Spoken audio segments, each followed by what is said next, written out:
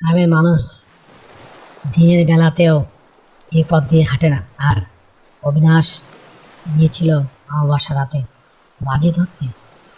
আপনি কি জানেন সে অভিশপ্ত বটগাছের 23 নম্বর ডালটি দেখলে কি হয়? শুনুন হারিম করা সেই সত্য ঘটনা। হ্যালো প্রিয় বন্ধুরা, আজকের গল্পের নাম বটতলার ভূত। পেতনির বাড়ি। মুসা নদীর ধারে অন্ধকারপুর নামে একটি গ্রাম ছিল। গ্রামের ঠিক উল্টো দিকে সেই প্রাচীন শতবর্ষের বটগাছ। গ্রামের বৃদ্ধা হরেন দাদু বলেন এই গাছটি প্রায় 100 বছরের পুরানো। ব্রিটিশ আমলে এখানে নাকি এক নীলকর সাহেব অন্যায়ভাবে এক সাধুকে ফাঁসি দিয়েছে। সেই থেকে গাছের উপর অশেষেরই তারা আনাগোনা করছে। গ্রামের লোকে বিশ্বাস করে এই গাছে 23টি প্রধান ডাল আছে, কিন্তু 23 নম্বর ডালটি সহজে দেখা যায়। যখন কেউ সেই ডালটি দেখতে পায় বুঝতে পায় তার সময় ঘনিয়ে এসেছে। অবিনাশ শহর থেকে আশাবাদী যুক্তিবাদী যুবক, তার সাথে আছে 3 বন্ধু, সোহেল, রবিন আর তানিয়া। তারা এসে গ্রামে একটি শর্ট ফিল্ম বানাতো। গ্রামের মোড়লের সাবধান মানে কানেও দিল না অবিনাশ। সে আস্তে আস্তে বলল, দাদু, ক্যামেরা লাইট থাকলে ভূত পালিয়ে যায়। অমাবস্যার রাতে তারা 4জন মিলে স্থির করলো বটতলার নিচে ক্যাম্প করবে। সোহেল বারবার বারণ করলো অবিনাশ, যাদের কাছে সবাইকে হার মারলো। রাত 11টা, বটতলার 4জন বসে আছে। বিশাল চারকোল রঙের অন্ধকারে গাছটা যেন একটা দৈত্যের মতো দাঁড়িয়ে আছে। জেনারেটর চালানো হয়েছে উজ্জ্বল হ্যালোজিন লাইটে চারদিকে জ্বলছে, কিন্তু অদ্ভুত ব্যাপার হলো লাইটে আলো যেন গাছের অন্ধকারের কাছে হেরে যাচ্ছে, বেশি আলো দূরে ছড়াচ্ছে না। রাত রনির বলল, সোহেল, তুই কি পচা মাছের গন্ধ পাচ্ছিস? সবাই নাচ চুকালো। সত্যি বাতাসে ফুটফুটে একটা পচা গন্ধ ভেসে আসছে।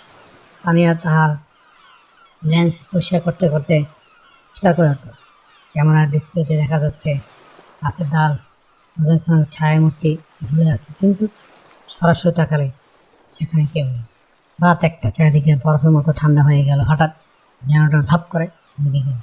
উল্কুটে অন্ধকার, সবাই হাত শক্ত করে ধরে। ঠিক তখনই অবিনাশ উপরের দিকে তাকিয়ে থমকে গেল। সে গুনতে শুরু করলো, 1, 2, 3, এভাবে 22 নম্বর পর্যন্ত। আর তারপরে দেখলো মাথার ঠিক ওপারে বিশালাকার এক বিশাল বিল ডাল হচ্ছে। ছেলেরা দেখলো 23 নম্বর ডাল। অবিনাশের গলা সরকাচ্ছে। বাকিরা তাকালো। সে ডালে বসে আছে এক দীর্ঘকায় সাদা চাদর ঢাকা মূর্তি, বক্ষ দৈত্য। তার চোখ দুটো যেন জ্বলছে কয়লার মতো। আর ঠিক নিচে উল্টো হয়ে ঝুলতে আছে এক চিকনা পেতনি, যার লম্বা লম্বা চুলগুলো অবিনাশের ঘাড়ে শুশুরে দিচ্ছে। তারা চারিদিকে দৌড়াতে শুরু করলো, কিন্তু যে পথ দিয়ে গ্রামে যাওয়ার কথা সেখানে গিয়ে দেখলো বারবার সেই বিশাল বটগাছের গোড়াতেই ফিরে আসছে। আমি এক কাঁদতে শুরু করলো। তখন চোখের আড়াল থেকে বেরিয়ে এলো এক ছোট্ট খাটো মুক্ত মেছু ভূত। সে দাঁত বের করে বলছে, মাছ দিবি? মাছ না দিলে রাস্তা ছাড়বো না।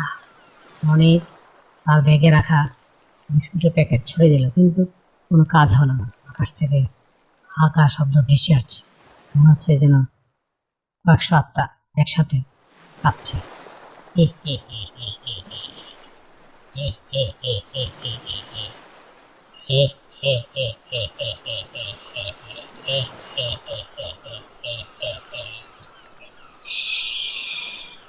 পুরো হওয়ার ঠিক 1 ঘন্টা আগে, যখন তারা সবাই ক্লান্ত হয়ে হাল ছেড়ে দিল, তখন অন্ধকারের মাছ থেকে একটি টিমটিমে লন্ডনের আলো দেখা যাচ্ছিল।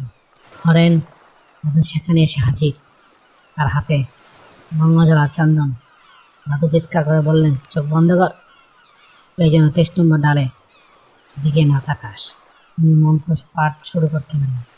হঠাৎ বিকট এক শব্দে পুরো বটতলা থেকে কেঁপে উঠল। মনে হলো যেন এক অদৃশ্য ঝড় বয়ে যাচ্ছে গাছের উপর দিয়ে। যখন সকালের প্রথম আলো ফুটে দেখা গেল অবিনাশ এবং তার বন্ধুরা বটতলার নিচে নিতু হয়ে বসে আছে। তাদের চুল এক রাতের পেকে সাদা হয়ে গেছে, ক্যামেরাটা পড়েছিল ভাঙা অবস্থা।